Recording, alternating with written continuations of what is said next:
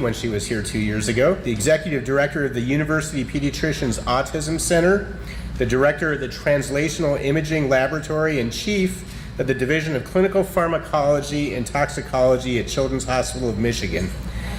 The aim of her laboratory is to discover mechanisms involved in the pathogenesis of autism and to design and test new treatments based upon the research findings. Her team conducted a pharmacokinetic safety and efficacy trial of a serotonergic drug in young autistic children, which was funded by the National Institutes of Children's Health and Disease through the Pediatric Pharmacology Research Unit Network. And based upon the preliminary findings of that study, Dr. Chugani was awarded an Autism Center of Excellence Network Grant Award to further test this novel treatment for autism. The results of that trial demonstrated the efficacy of low-dose buspirone for the treatment of restricted and repetitive behavior, which may very well be applicable, and then some, to your children with Jacobson syndrome. So I'd like to welcome Dr. Chugani.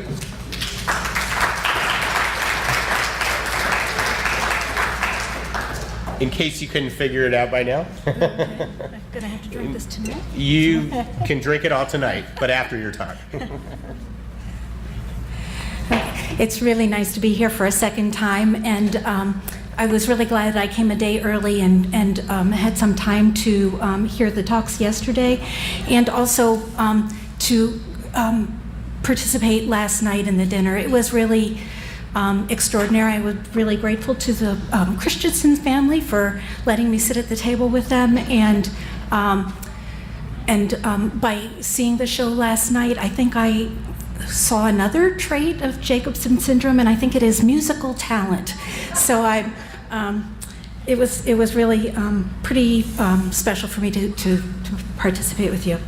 So Paul asked me to come back. Actually, the first time I came, we didn't know the results of the study, but what we did know is that one of the children in the study had Jacobson syndrome, and that child, according to her mother, did very well. She was sure, even though she didn't know whether she was on placebo or drug, that she was on drug. And she told Paul about it. And Paul thought it was some kind of a quack treatment, so he didn't think too much of it until he found out we were NIH funded to do the study. So he sent me an email, and I started reading about Jacobson syndrome. Wasn't familiar with it before, and even before we knew whether she was on drug or not, was trying to figure out what could be the mechanism and what was happening with this child. So what I'm going to do today is tell you why I did the study, what the results of the study were, and then talk about what we might do with kids with Jacobson syndrome. So, okay. This paper was published this year with the results, and Paul told you the result was that low dose of buspirone was effective in restricted and repetitive behavior in young children with autism. Why did we do this in the first place? And the studies that we did first, this study goes back 20 years ago, over 20 years ago now, when we wanted to understand about serotonin, how serotonin was being made in the brain. So one of the very replicated biochemical markers in autism is that there's elevated serotonin in the blood in about half of people with autism. But what was going on in the brain, we weren't sure. And we decided that we would use positron emission tomography scanning using a tracer called alpha-methyltryptophan, or AMT. And tryptophan is the precursor for serotonin. And a number of studies were done in animals first with this tracer by Mirko Dixik in Montreal. And he developed this tracer to measure serotonin synthesis in the brain. And he did a number of studies. He showed that, so tryptophan is an amino acid, and it, in addition to being made into serotonin, is also incorporated into protein. But having this alpha-methyl group, it wasn't incorporated into protein. It was converted into serotonin, and he showed it was localized to neurons and nerve terminals.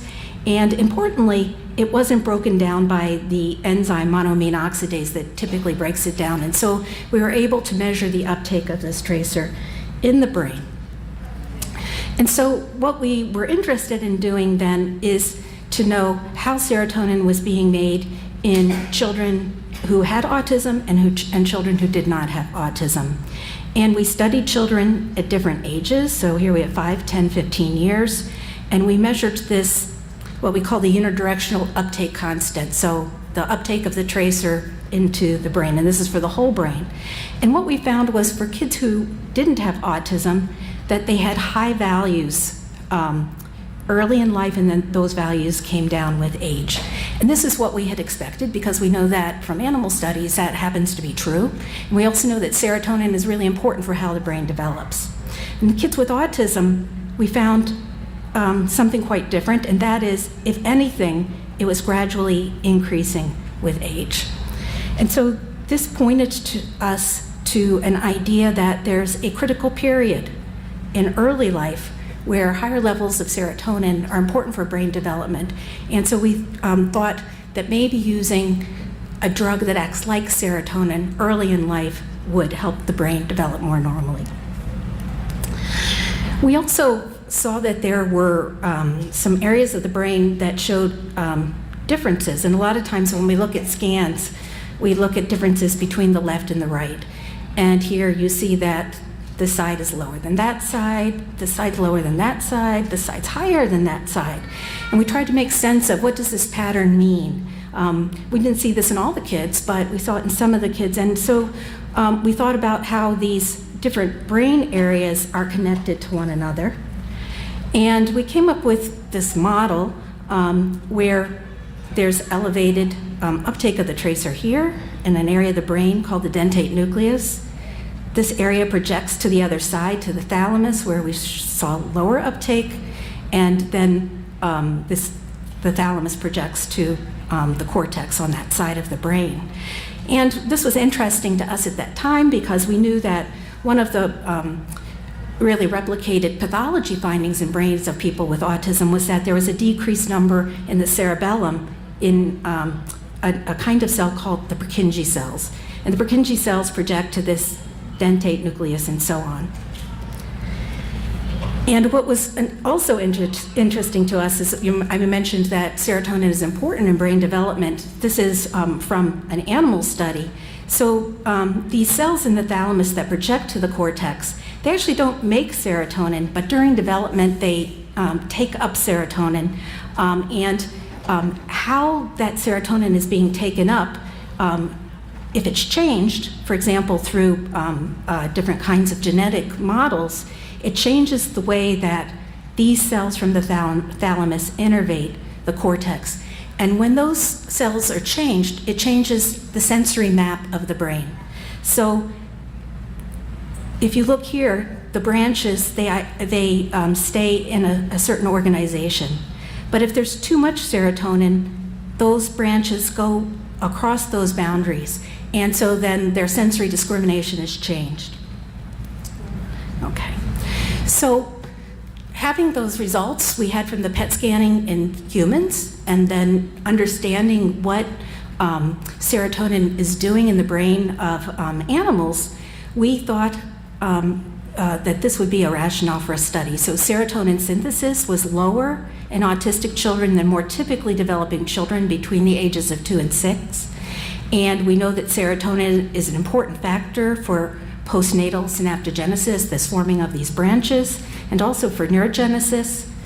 And so we reasoned that an approach to the treatment of autism would be to use serotonin agonists, those are drugs that act like serotonin, in children less than the age of 6.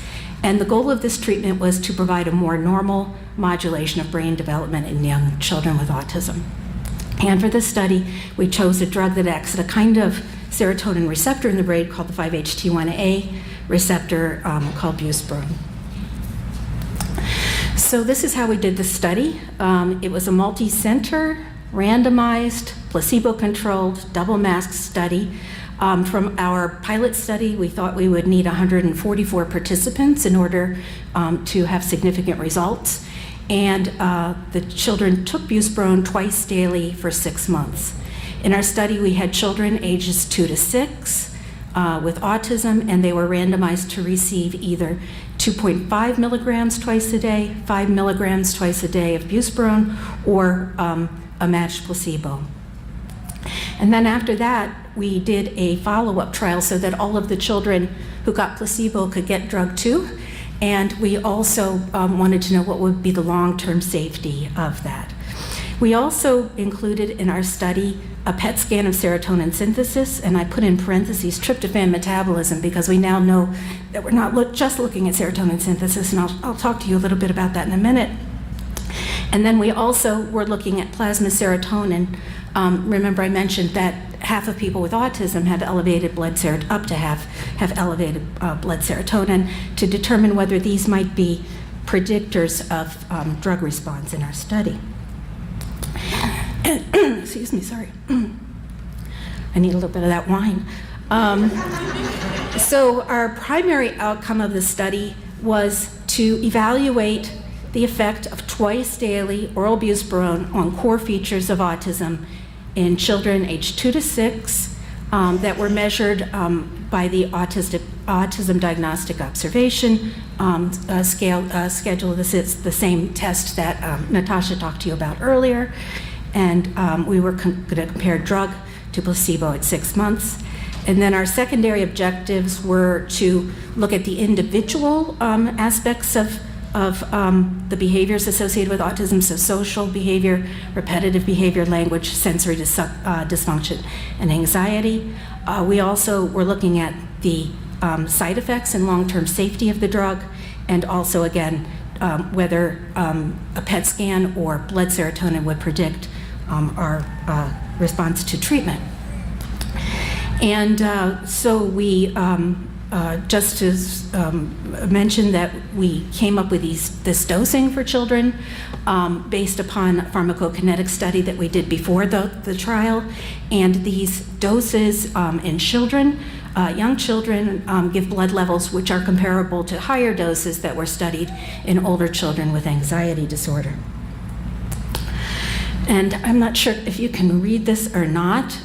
We call this our Consort Chart, and I kind of show it to you to kind of show you what a big effort this is. I can read this here, and I think I can barely read it.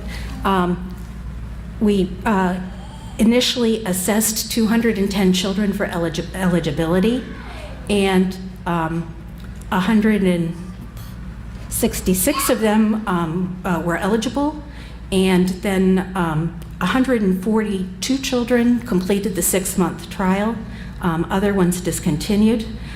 They were discontinued approximately equal in the placebo and drug groups. And of those that completed the study, 142 of them actually went into the expanded study, and 117 completed the whole study, showing really good tolerability of the drug. Oops. So what did we find? So our primary outcome was not significant. That is, in the 2.5 milligram group, actually the children did show significant improvement from baseline to the 6-month time point, but the placebo group also showed improvement.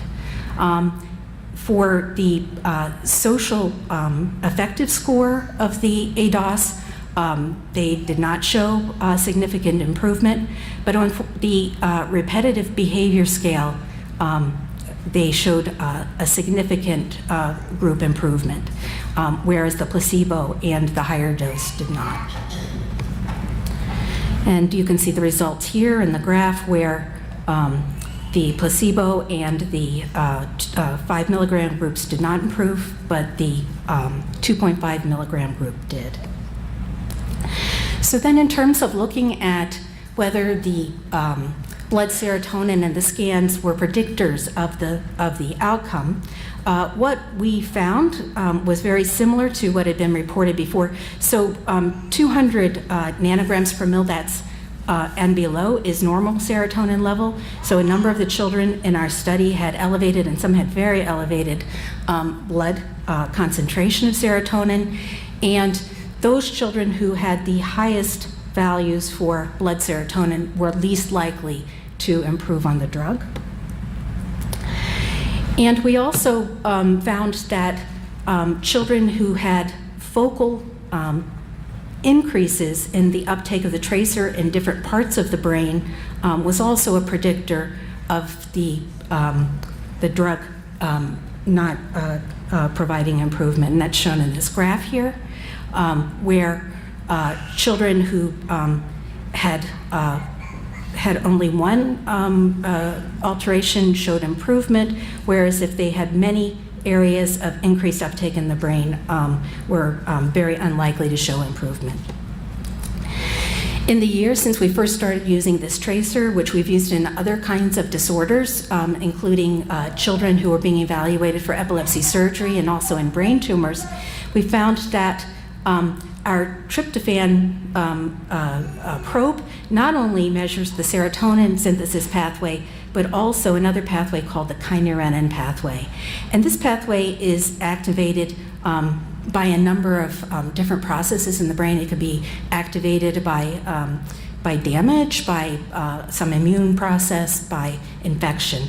So we believe now that those areas of the brain showing increased uptake of the tracer, it's not really showing us serotonin synthesis, but rather that there's some sort of disease process happening in those areas of the brain. Okay, so what about adverse events? So this table, and there's much more of the table, but at the time, so we used a kind of a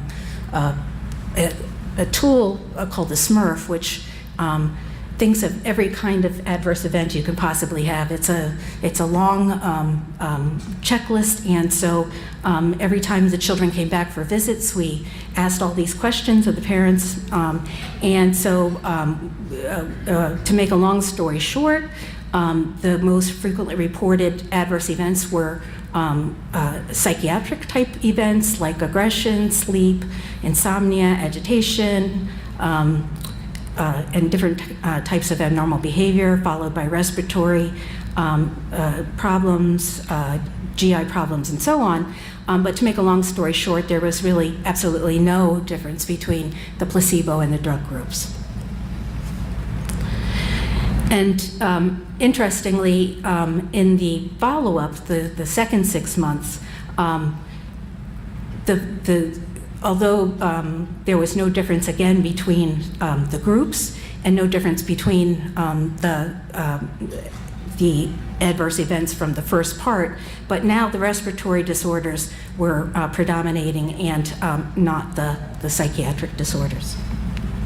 So we believe that this is very safe treatment for children, and it's kind of exciting to have a treatment for the restricted and repetitive behaviors because ABA, the kind of behavioral treatments that you heard about earlier today, are really quite effective for teaching adaptive skills. They're also quite effective for increasing social communication, but they've not been very good in addressing the repetitive and restricted behavior. So one of the next directions that I'm interested in is studying this drug together with defined behavioral treatments.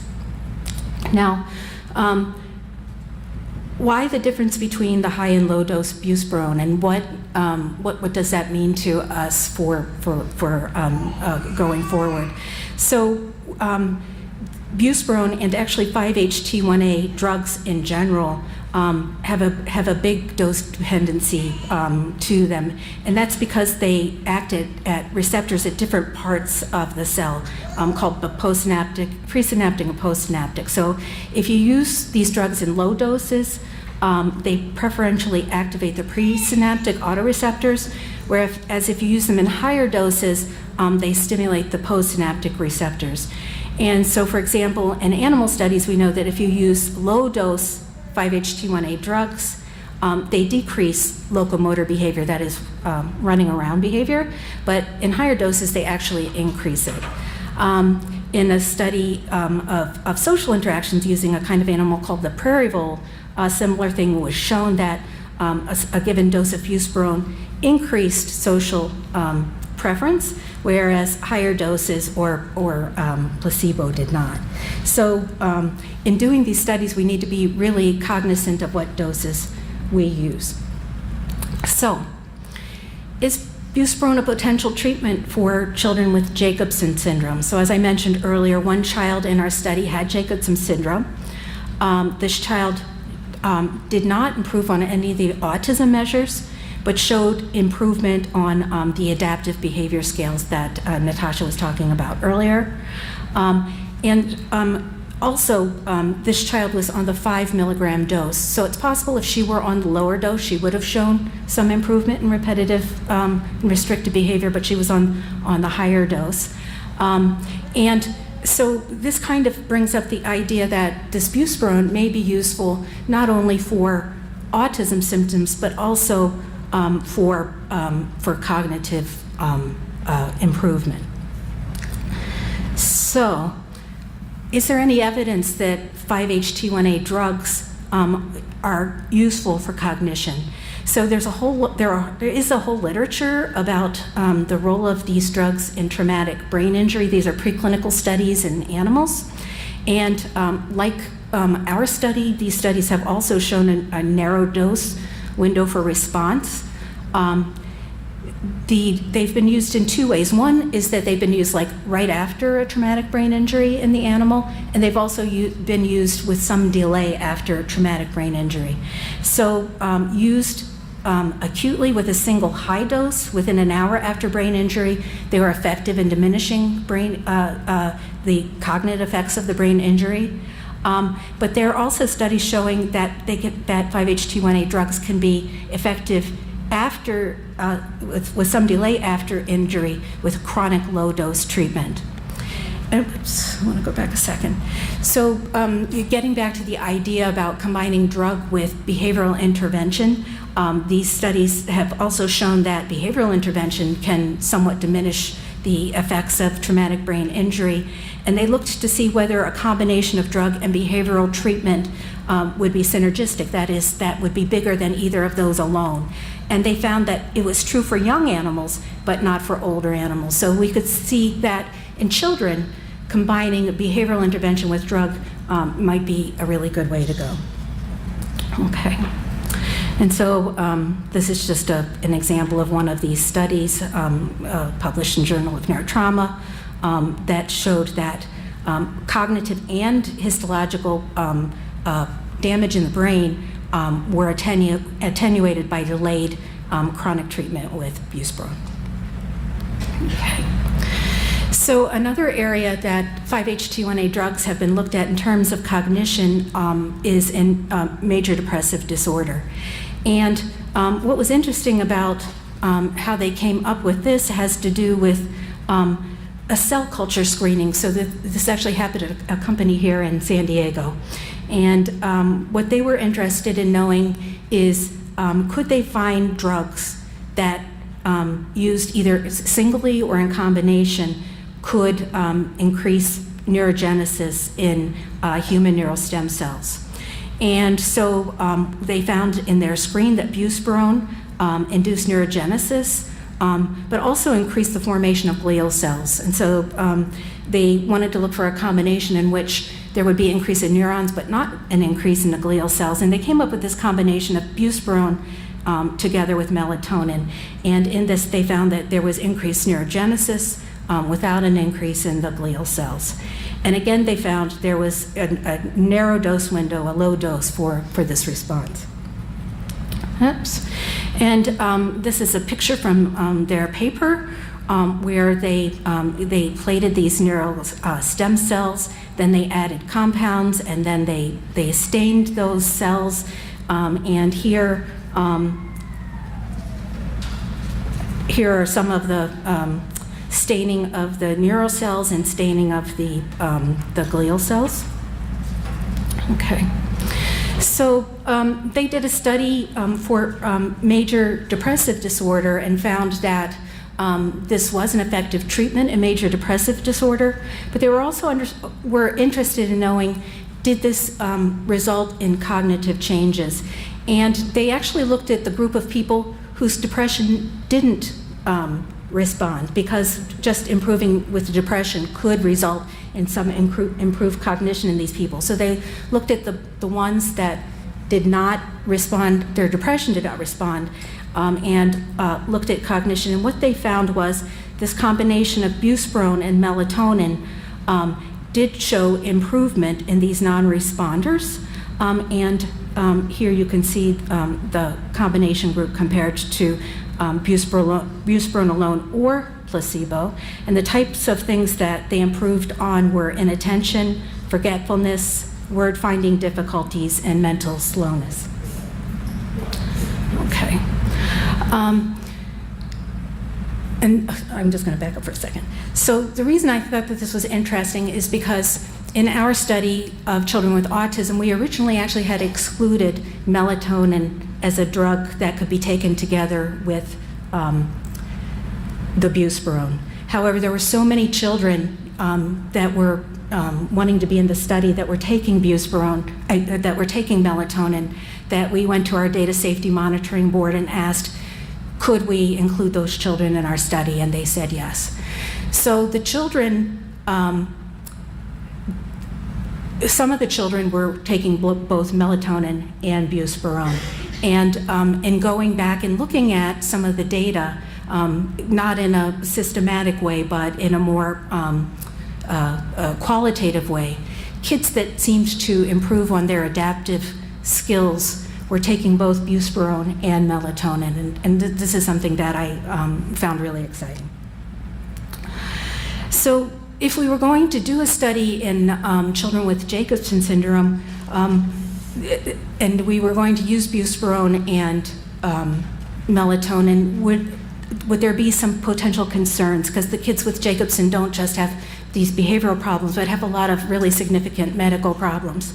So I started looking to see, are there any potential adverse or other types of effects that might be interesting? And actually, buspirone and melatonin both have effects on the immune system, but in a good way.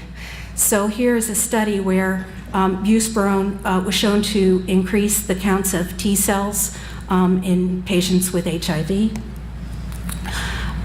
Here, melatonin, again, increased lymphocyte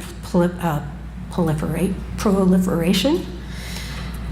And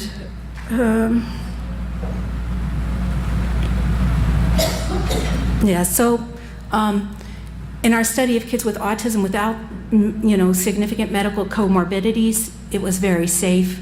Lots of kids are taking melatonin.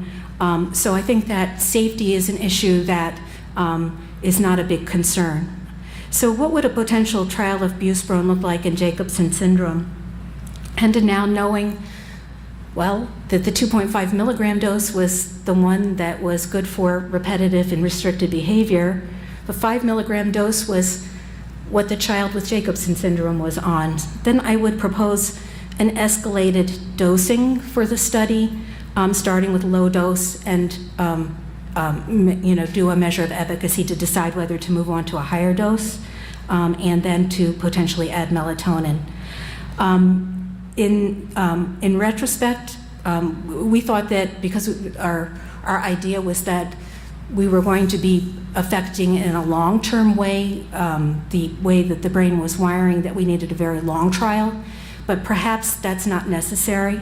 So in terms of a length of trial for Jacobson syndrome, perhaps start 4 weeks with a low dose, then 4 weeks with a higher dose, choose between which of those were optimal for that child, and add melatonin. And then what would our outcome measurements be? We would have measurements of social communication, restricted and repetitive behaviors, cognition, and perhaps even T-cell number and function. Maybe we would have a bonus there.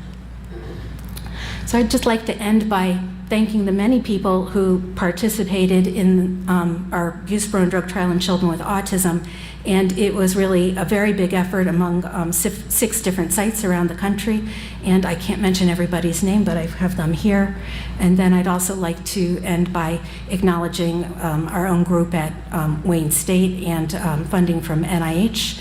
and also the families and children who participated in our studies, because it was a big effort for them to come so many times to visit us and have scans and have blood taken and so on. So thank you very much.